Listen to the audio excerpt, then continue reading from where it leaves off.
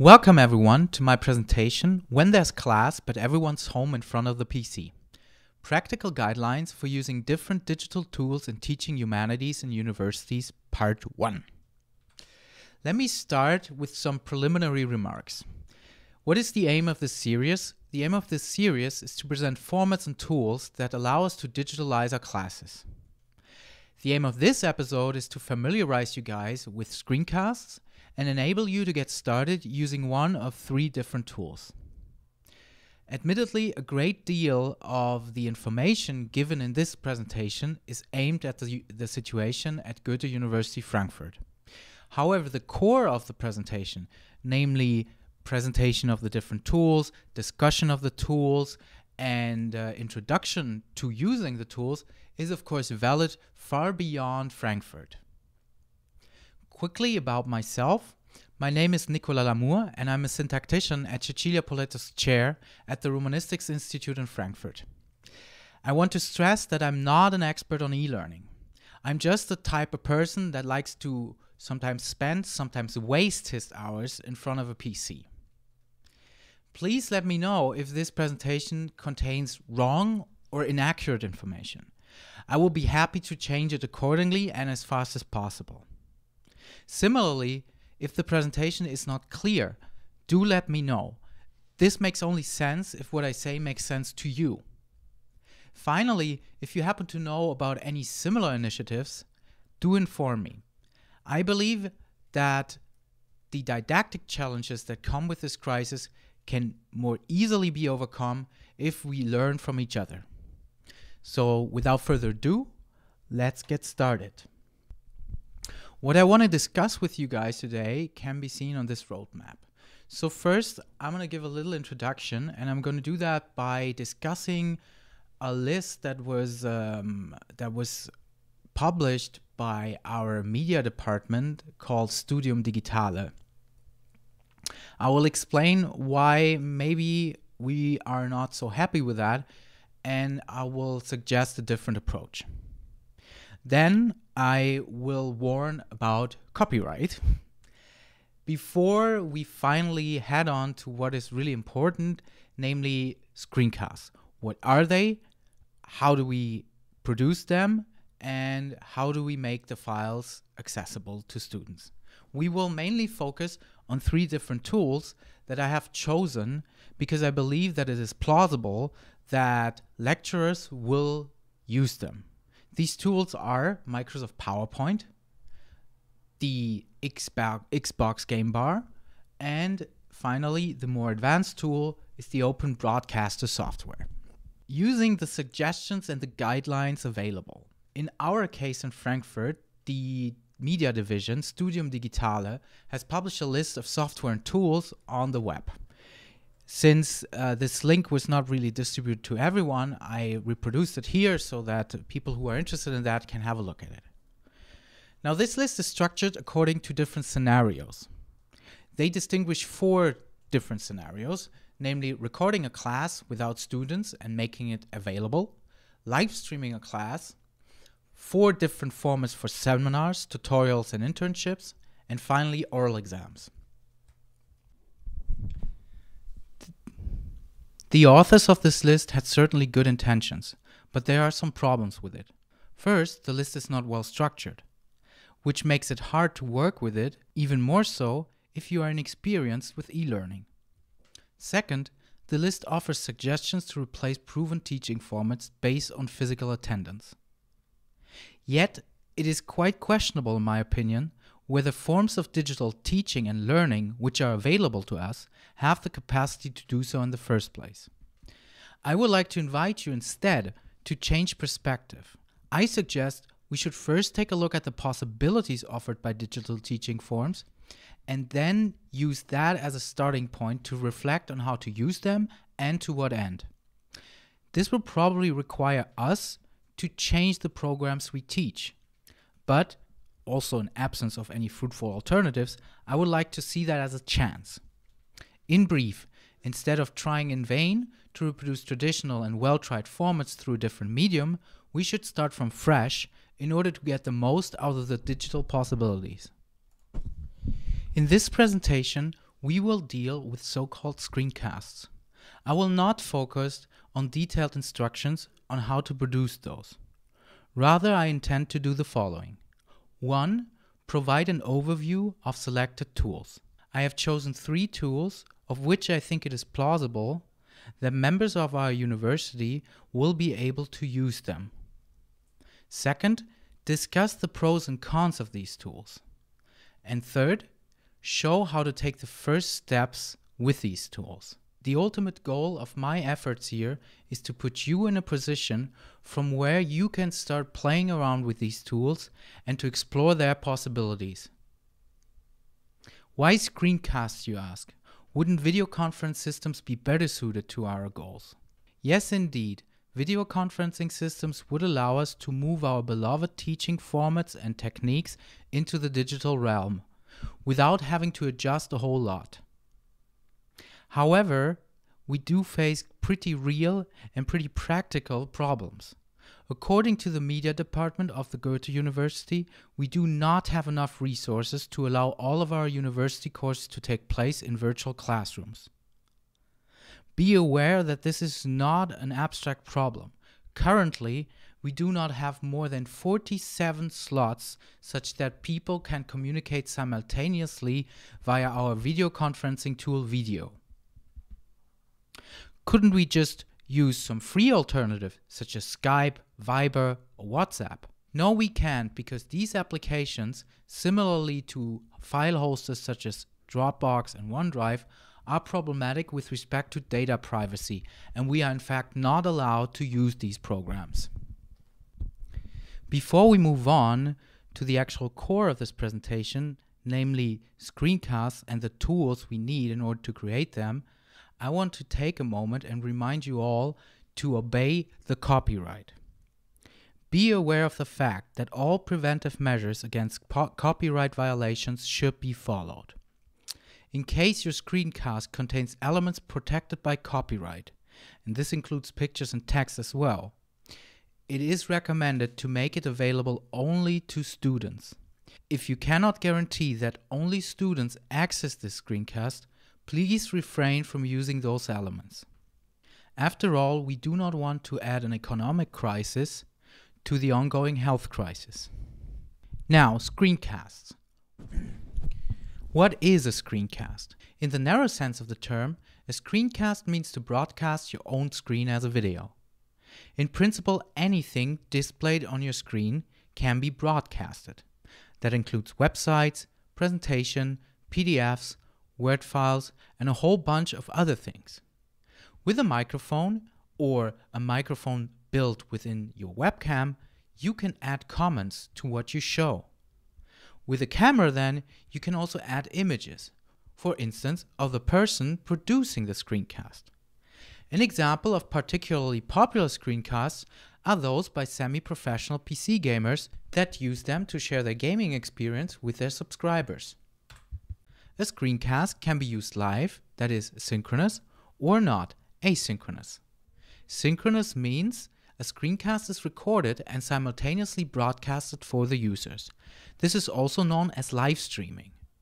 Basically, this is comparable to a live rugby match. Asynchronous means that the screencast has been recorded beforehand and that it will be watched by users at some later point.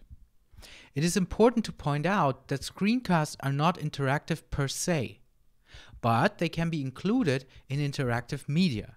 In this case, the synchronous format would have the greater interactive potential. How do those screencasts reach our users now? Independently of whether you want to broadcast your screencast live or not, the first question to be asked is how to distribute it to your users. Our media department recommends 3 ways. 1. Via the eLecture video portal, 2. Via Moodle, or 3. Via OLAT. This is indeed a good suggestion. All those platforms are managed by the university and hence only university members will have access to them. Thus, it will be easier to dodge the copyright bullet. However, there are technical problems. First, OLAT. OLAT, for the time being, has a limited storage capacity. That storage capacity is somewhere in the ballpark of a couple of hundred megabytes. Now, since we're producing videos here, it is quite easy to exceed that limit. OLAT is thus not a suitable host for our videos. The same more or less will be true for Moodle. Finally, the eLecture video portal. The eLecture video portal is administered by Studium Digitale. University members cannot upload their videos autonomously. That means we would have to send an email to Studium Digitale every time we want to distribute a screencast. It goes without saying that this is not a viable option. Further, none of the options mentioned above allow for live streaming.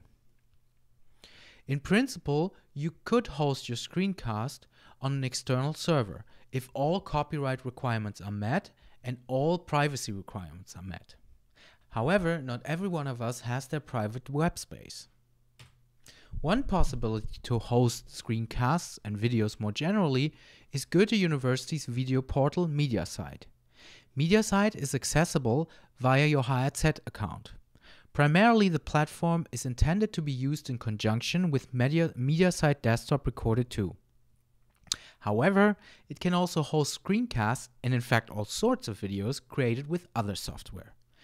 MediaSite allows you to upload videos which can be watched on site. In this regard, it is pretty similar to YouTube. Your videos, again similar to YouTube, can be accessed via a link you share or by browsing your channel. MediaSite also covers a whole range of other features which will be covered in another videos. These include statistics, polls, comments, questions, and annotations. Beware, videos will be further computed after the upload. Only after computation has completed will the videos be accessible to your audience. Computation, however, takes considerably longer on MediaSite than on commercial sites like YouTube. That means if you want to use your videos for teaching purposes, you have to start uploading early enough. Now let's get down to business. How can you create a screencast? Let's begin by discussing the required equipment. In principle, your average office PC is all you need to produce a screencast for humanities courses. A microphone and a camera would be nice though, since they allow you to add audio and video streams. If you do want to embed your oral comments in your file, record from a room lacking in reverberation, or use a microphone that you can place near yourself. The first tool I want to present to you is Microsoft PowerPoint. PowerPoint is included in Microsoft Office and includes a very rudimental function to create screencasts. In principle, it allows you to record anything on your screen. The advantages are the following. First, it is relatively easy to use, meaning we do not need any additional software. We also get PowerPoint for free, at least at Goethe University, for both students and employees. The second pro is that it's relatively easy to handle. However, there are also disadvantages. First, there's no direct access to the connected camera. That means the speaker cannot be seen, only their voice can be recorded. Second, since PowerPoint is not really intended to be used as a recorder, its functions are quite limited. That means there is no audio mixer, no smooth transitions between different types of on-screen content, and as already mentioned, it is not possible to add a video of the presenter to the screencast. Further, it is not possible to live stream. And finally, there is some variation between different versions of the program. Since some users might still be working with older versions of Microsoft Office, teaching others to use PowerPoint to record screencasts can become a pain. Now, how do we get started? In order to show you how to get started creating screencasts with Microsoft PowerPoint, I've created a little instruction video. Here you go. In order to record a screencast using Microsoft PowerPoint, we begin by launching Microsoft PowerPoint first. In principle, it does not matter if we're using an empty file or a document that already contains content. I have decided to use a document that already contains content because I want to record precisely that content. However, if I were to record some other content, like say a PDF or a Word document, or maybe just my desktop, this wouldn't be required. In this case, PowerPoint would solely function as a recorder. In our case, however, we want PowerPoint to record, but also to provide the content we want to record. In any event, let's switch back to PowerPoint. In order to access PowerPoint's recording function, we press on Insert and then on Screen Recording. Once we press that button, the PowerPoint window will minimize and a control panel will appear in its stead. The control panel consists of 5 different buttons. Record, which launches the recording. Stop, which stops the recording. Select Area, which lets us select an area from which to record. Audio, which activates or deactivates the audio stream picked up from the microphone or from the microphone built into the camera. Record mouse cursor, which makes the mouse cursor visible or invisible for the recording. Since I plan on recording a PowerPoint presentation, I will select the entire screen to be my recording area. I do so by clicking on Select Area and selecting the entire screen. Now we're ready to record, but before we do so, we better bring our content back to the foreground and put it into presentation mode. After I click on Record, a countdown from 3 will start and Microsoft PowerPoint will inform us that we can stop the recording by pressing Windows, Shift and Q. Let's see what this looks like.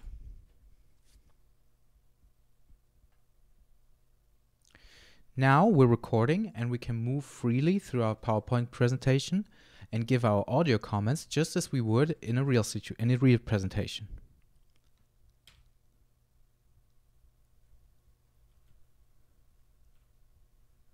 Once we're done with that, we can either press the aforementioned key combination, Windows, Shift and Q, in order to exit the recording, or we can move our mouse cursor to the top of the screen in order to summon the control panel.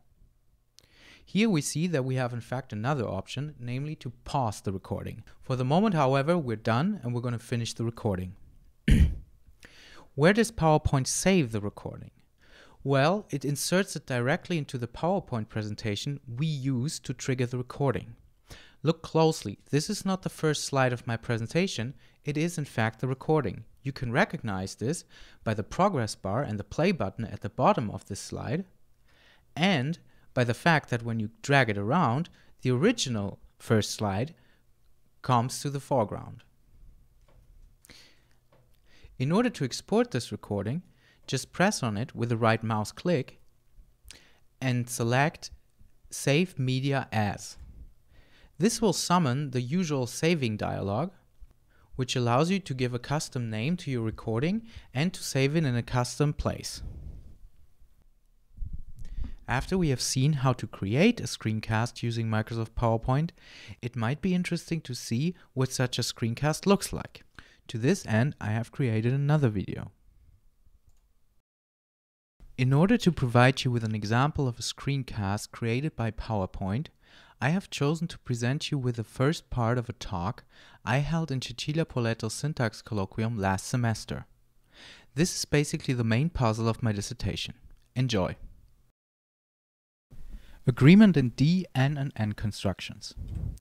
D, N and N constructions are strings of the form determiner, noun, conjunction and, noun. An example from Standard English can be seen in 1a. This philosopher and linguist has just published a new book. Haycock and Zamparelli, 2003, observed that D, N and N constructions are systematically ambiguous in Standard English. They exhibit both a split interpretation and a joint interpretation. Joint interpretation means reference to one individual. 1a thus means one individual for whom it is true that he or she is both a philosopher and a linguist. Split interpretation means reference to multiple individuals. 2a thus means two individuals, one a philosopher, the other a linguist. Haycock and Zamparelli, 2003, also observe that not all languages admit such systematic ambiguity. A case in point are Standard French and Standard Italian. In singular D, N and N constructions, Both of these languages only allow for one reading, namely the joint reading. A split reading is not possible. Consider 1a, which exemplifies a joint reading for Italian. Questo filosofo e linguista ha pubblicato un nuovo libro. 2a, which provokes a split reading, is not acceptable. Questo filosofo e linguista hanno pubblicato un nuovo libro. The same is true for standard French. 1a exemplifies the joint reading. Ce philosophe et linguiste a publié un nouveau bouquin. 2a, which provokes a split reading, is again not acceptable. Ce philosophe et linguiste ont publié un nouveau bouquin. Haycock and Zamparelli, 2003, propose an analysis which derives the relevant readings from one syntactic structure. In this analysis, num is the locus of the cross-linguistic variation. In num-P languages, such as Italian and French, num filters the denotation of DPs according to the number feature value on the head nouns. Thus, a plural interpretation, that is, a split reading, is not possible unless a plural noun is present. In non-num-P languages, such as English, but also German, this is not the case. Here, a plural interpretation, that is, a split reading, is indeed possible, although a plural noun is not present. However, what Haycock and Zamparelli do not observe is that languages also differ with respect to agreement. Romance languages, in this case exemplified by Italian and French, exhibit agreement of the determiner with a left noun. Consider one for Italian. Questo centro culturale e galleria d'arte. In this case, the left conjunct is occupied by the singular masculine noun centro. The determiner thus takes on the singular masculine form questo. The same is true for French. Consider 2. Cette école est centre de perfectionnement. In this case, the left conjunct is occupied by the singular feminine noun école. The determiner then thus takes on the singular feminine form cette. Germanic languages, in this case exemplified by German and English, work differently. Notice that the Romance data cannot be straightforwardly transferred into German. Notice 1. Dieses Kulturzentrum und Kunstgalerie. 1 is strikingly ungrammatical. However, this should not be taken to mean that Germanic languages do not allow for five-feature mismatches at all. Rather, they exhibit a different type of agreement, which for the moment I would like to call resolved agreement. By this I mean that the determiner must fit both nouns. Consider 2. Ein Gönner und Mitglied. In this case, the right conjunct is occupied by a singular neuter noun. The left conjunct is occupied by a singular masculine noun. In combination with the determiner ein, we receive a perfectly well-formed phrase. The reason for this is that ein may felicitously combine with any noun individually. We can say ein Gönner, as well as we can say ein Mitglied. Agreement in German D, N, and N constructions is sensitive to syncretic forms. We find the same pattern in standard English. Consider 1. A colored man steps out, touches his hat to the mother and children. According to my informants, this is well formed. The reason for this is obvious. The is a number syncretic form and may match singular as well as plural nouns. We can say the mother and we can say the children. 2, on the other hand, is unacceptable according to my informants. A colored man steps out, touches his hat to this mother and children. The unacceptability of 2 is expected, since this is not number syncretic. We can say this mother, but we cannot say this children. In the following, I will show that enriching Haycock and Zamparelli's analysis by an implementation of multiple agree allows us to successfully capture the data. With the Microsoft Xbox Game Bar, users of Microsoft Windows 10 have a more sophisticated option at their disposal. The advantages of the Xbox Game Bar are the following. There's no extra software needed. The Xbox Game Bar is part of Windows 10. Its range of functions is slightly wider than Microsoft PowerPoint's. It is still fairly easy to handle. Its disadvantages are the following. There is still no direct access to the video signal of the connected camera. Its range of functions is better, but still limited in comparison to more professional solutions. That means there's no option for smooth transitions between different types of on-screen content and the camera can't be accessed. Further, it's not possible to record your desktop and it is limited to Windows 10. However, Windows 7, 8 and macOS have similar functions. Let's see how we can get started creating a screencast using the Xbox Game Bar. Before you start recording using the Xbox Game Bar, I recommend you to make the content you want to record visible on the desktop. Although the Xbox Game Bar is capable of recording various types of contents, it cannot record the bare desktop. In fact, it cannot even start if only the desktop is visible, by which I mean with all windows being minimized. Accordingly, I will bring the familiar PowerPoint presentation to the forefront, reset it to slide 1, and set it to presentation mode. Now we're ready to record, and I will launch the Xbox Game Bar by pressing Windows G. Entering the Xbox Game Bar. As you can see, the Xbox Game Bar consists of several windows, which are more or less relevant to our cause. Our Xbox social status, as well as the performance, are mostly uninteresting at this juncture. A window that is more relevant to what we're doing is the audio mixer.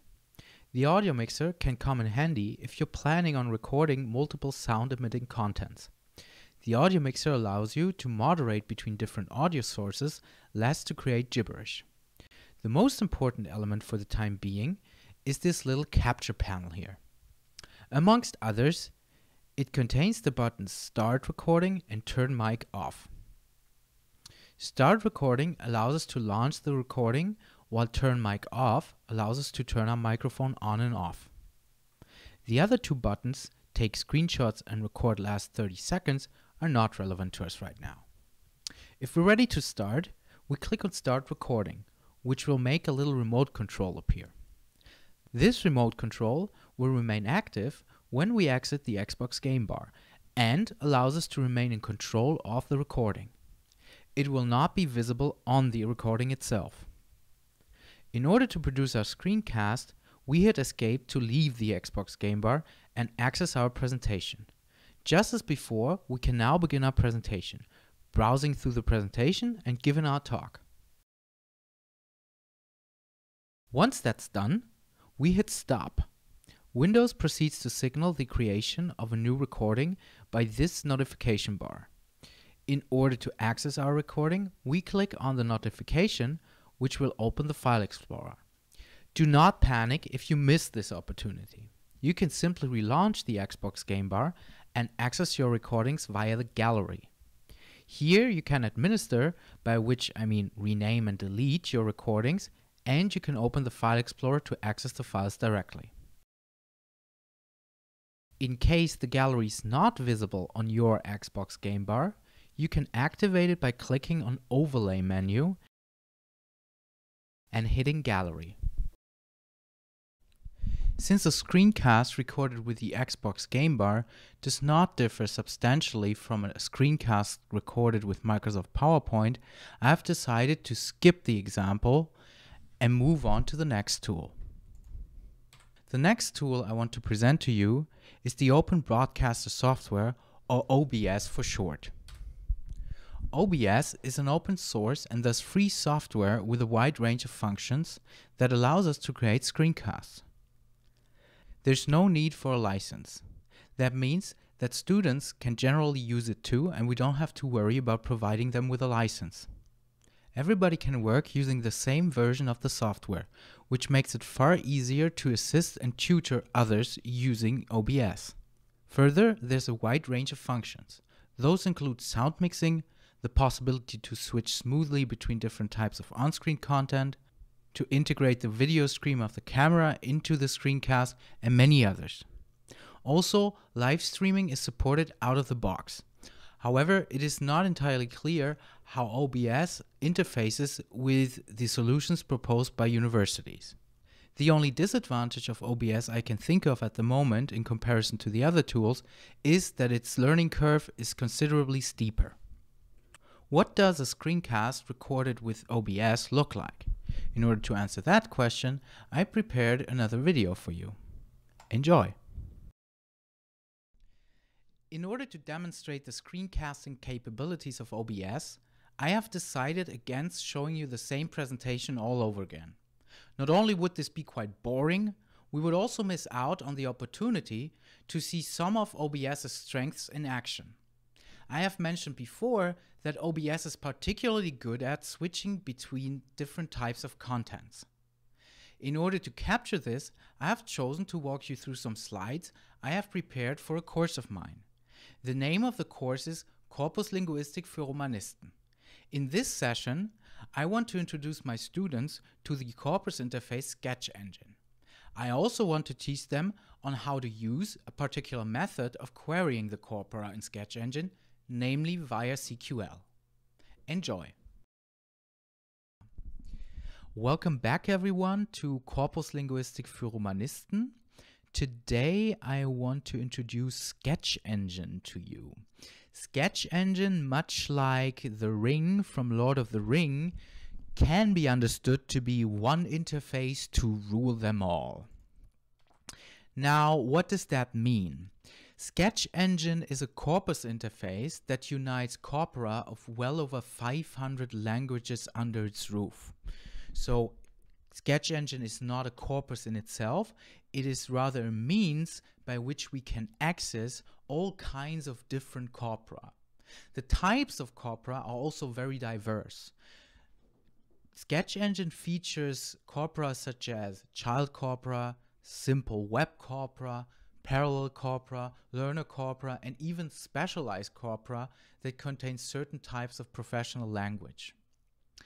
Now, Sketch Engine also provides users with a magnitude of tools that allow them to investigate corpora from various angles. I believe that different types of people, such as social linguists, syntacticians, morphologists, people that are interested in translation studies, people that aim to extend their methodological toolbox in language teaching, can become very, very happy with Sketch Engine, provided they learn how to use it properly. That brings us to the next question: how do we look for stuff in Sketch Engine? Well, Sketch Engine also provides a variety of ways in which we can look for things. Now, what will be primarily interesting for us in this course are n-grams, CQL, and keywords. However, if you find that there are other means that are more important to your personal research project, do not hesitate to ask me to provide further material for you. We will more or less play it by ear and try to tailor an experience that matches your needs as closely as possible. We will also have a look at how to search parallel corpora and how to use the frequency tools. However, today I want to focus on CQL. Now, what is CQL? First of all, CQL is an abbreviation that stands for Corpus Query Language. That is, this is a language with which we can query the corpora, with which we can find certain predefined structures. It is quite relevant, I found, for syntactic research, but not exclusively so. In a way, we can think of CQL as a type of programming languages. Now, I know many people will get scared when they hear programming language, but there is no need to get scared. It is a very simple programming language, and we will take little baby bunny steps towards grasping the complexity of that programming language. And also at this juncture, I want to repeat, if you find that I'm going too fast for you, do exploit the new possibilities that come with this crisis. Namely, you are watching a video here, you can pause it at any given time, you can repeat parts of it as often as you want, you can even reduce the speed or increase it so that this experience matches your own pace as closely as possible. Now, let's get back to CQL. CQL basically consists of attribute value pairs, which are written in the form angled bracket, name of the attribute, equal sign, quotation marks, name of the value. To give you one example, lemma equals car. Now let's get our hands dirty and switch over to the browser and to the CQL, to the Sketch Engine interface. Now, in order to reach Sketch Engine, we will of course type in the URL, which is sketchengine.co.uk. Don't be alarmed, this website is sometimes a little slow. Now, once it loads up, I want you to click on Login. And in my case here, since I am a regular visitor of this website, Sketch Engine already knows me. You will have to log in. Pay close attention to pick the login via your institution link. And what will happen is basically you have to identify yourself as a member of the university library, and then you can log into Sketch Engine. Pause the video until you have finished this step, and then come back. Okay, so now we're ready to start the thing. I will click on Go to Sketch Engine, and what we will see is the basic interface. Before I will give you a formal introduction, I think it's better we just do learning by doing. So just click up here to pick the British National Corpus. The reason why we pick this one is because it's fairly small, and so our queries will not take so long to compute. Next, I want you to click on Concordance, and do make sure that you have the Advanced tab selected here. Then, please do select CQL. And now we're ready to type in our first CQL query. Now, I said we're going to start with a very simple thing, and hence I want you to type in lemma equal car.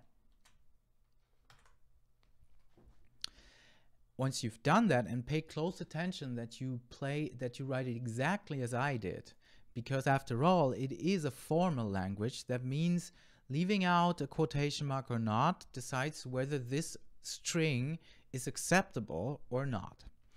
Anyways, once you've done this, click on OK or just press Enter as I do. And now we see the results of our query. Just to give you a brief idea what all this means is on the far left hand side, we see information about where in the corpus this particular hit occurred.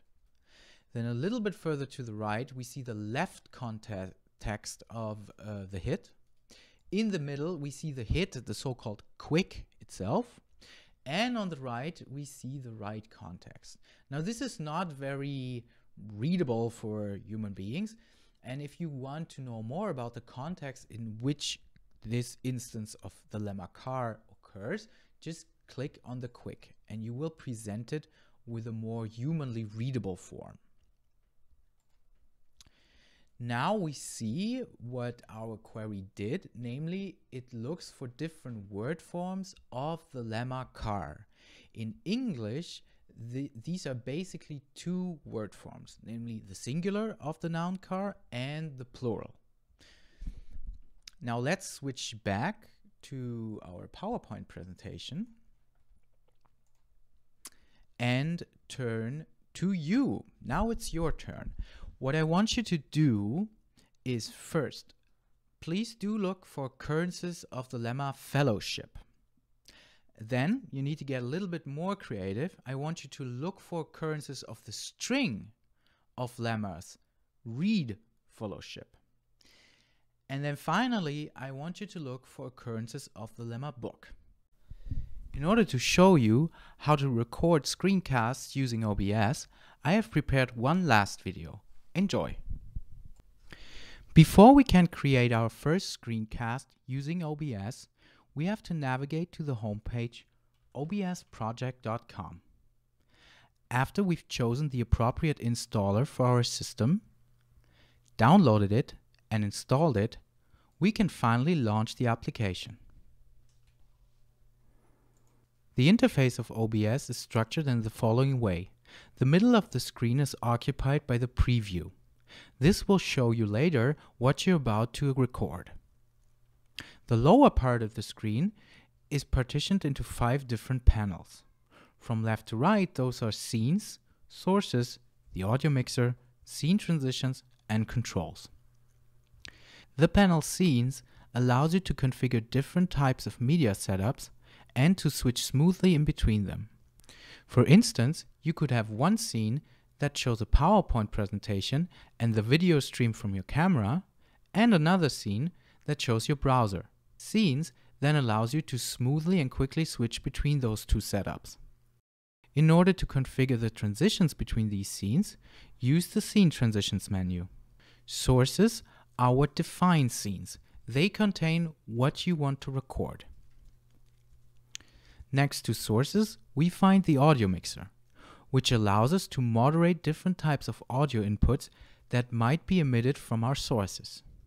Finally, the controls. Just as with other programs, the controls primarily allow us to control our recording. It contains the buttons Start Streaming, Start Recording, Studio Mode, Settings, and Exit. Once we press on Start Recording, a stop and a pause button will emerge. In this example, I intend to record the PowerPoint presentation from the previous examples again. In order to do that, we launch up our PowerPoint presentation and set it into presentation mode. In order to switch back to OBS, we use the hotkey Windows key and Tab. Now we can comfortably switch back to OBS, where we will define some sources. First, we want to define a source that shows our PowerPoint presentation. In order to do that, press the little plus sign here. From the emerging menu, we will pick Window Capture. Window Capture allows you to capture a single window. That means OBS will only record whatever's in that window and will not blindly record whatever's on our screen. That option is still available to OBS, but this possibility is far more powerful. After we've clicked on Window Capture, OBS prompts us to name our new source. Since we won't have so many, there's no need for customization. We proceed by clicking on OK. Next, OBS asks us to configure our window capture device. In conjunction with PowerPoint presentations, there's an important detail to be aware of. Clicking on Window allows us to browse through all the possible open windows from which to record. You will notice that the PowerPoint presentation is represented twice, once as PowerPoint exe followed by the document name, and the second time as PowerPoint exe PowerPoint screen presentation. What we want to choose is the PowerPoint screen presentation and not the former option. Let's see why. If we just pick the former option, we will end up with a recording of the editing window. That's not what we want. Instead, we want the PowerPoint presentation. Thus, we picked the PowerPoint presentation. Sounds logical, right? The other options are not relevant for us right now, so we proceed by clicking on OK. Now, in order to make our presentation more personal, we can also add a video stream of ourselves. In order to do that, click again on the plus sign. This time, however, we will choose Video Capture Device. Again, OBS prompts us to assign a custom name or go with the one it suggests. Again, we won't have so many sources that customization is really necessary to keep the overview, so we just proceed with OK. Similarly as before, OBS prompts us to pick the device we want. Since in this case I only have one camera, it automatically picks the correct one. We will leave the other option for the time being and proceed with OK. Now we're ready to go, aren't we? No, we're not, because our video stream is covering a large chunk of our presentation. Do not panic, we can change that. First of all, we can drag our video stream to whichever position seems opportune. However, in my case, it is very likely that wherever I drag that thing, it will cover up important content. So I will pick the upper right corner, and then by clicking on one of the corners of the video box, I will make my video stream smaller. There we go. Now, before we can proceed, it is advisable to set key combinations to launch, stop, and pause the recording. Otherwise, we would have to press on Start Recording in the OBS window, quickly switch to the PowerPoint window in order to hold our presentation, and then switch back to OBS to stop our recording. That sounds pretty stressful. Instead, what we're going to do, we will define a key combination to launch, stop, and pause the recording. In order to do that, press on Settings and proceed to Hotkeys. As you can see, I have already defined these key combinations. In order to define a key combination, simply click into the appropriate line and then press the keys you want. In my case, Control 4. Be aware, if you pick a combination that already does something in some other window and you happen to record from that window, you will not only trigger the appropriate action within OBS, you might also trigger an action that you don't want in the window from which you're recording. Control 1 to 4 just seemed unoccupied for my purposes. If we're done with that, we click on Apply and then leave the menu by clicking on OK. Now we're ready to go, and we can minimize OBS, minimize all other windows that we left in the forefront, and press the key combination, in my case Control 1, to start the recording. Now we can hold our presentation just as we would, browse through the slides, give our audio comment, etc., etc. And once we're done, we press the appropriate key combination to stop the recording. Once this is done, we can leave the presentation mode by clicking Escape, returning to OBS, and we're done. Where does OBS save the video files? Well, the default setting saves it under your profile folder in the folder Videos. Before wrapping up this presentation, I want to make some brief remarks about the application of screencasts. As I said in the beginning, I understand this presentation to be more of a stimulation to you. So please do not understand these suggestions to be more than what they are, mere stimulations. I am not a didactician, so please do take these suggestions with a grain of salt. In view of the shortage of video conferencing resources, I believe that screencasts offer a noteworthy alternative for teachers to share contents with their students. For instance, presentations and lectures could be provided to our students in the form of a screencast. But also tutorials and instructions can be easily presented in the form of a screencast. Remember, also our students who are supposedly digital natives will require our help to familiarize themselves with different technologies. Also for them, the current situation is new. Screencasts are particularly well suited for this task because they allow us to show them step by step what is going on the screen. Screencasts, I believe, are also suited for students to produce and share contents with their teachers. So, for instance, in class presentations could in principle be provided in the form of a screencast. Of course, students will have to be trained using screencasting software. Finally, screencasts are also suited for exchanging information among teachers, which is what we have been doing here for the last hour. On a more general note, the possibility to work in both synchronous and asynchronous ways may offer us the chance to experiment with learners' rhythm. What do I mean by that? I often find myself spending a considerable amount of my lectures spending time on repeating what we did in the previous session. The reason for this is probably that I teach once a week for 90 minutes. Asynchronous teaching methods potentially allow us to break that rhythm further down.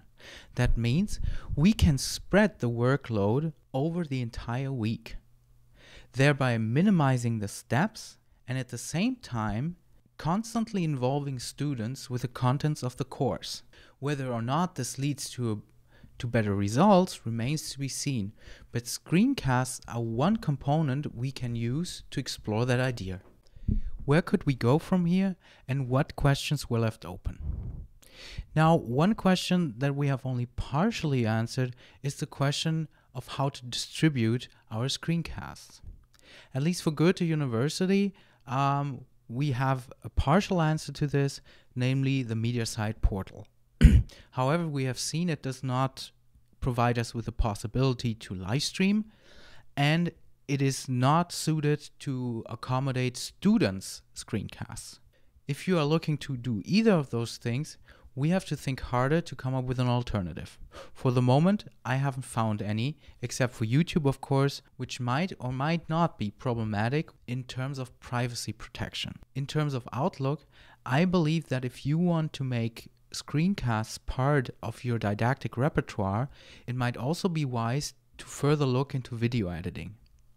Oftentimes I found myself stuttering or generally producing gibberish while talking into the microphone.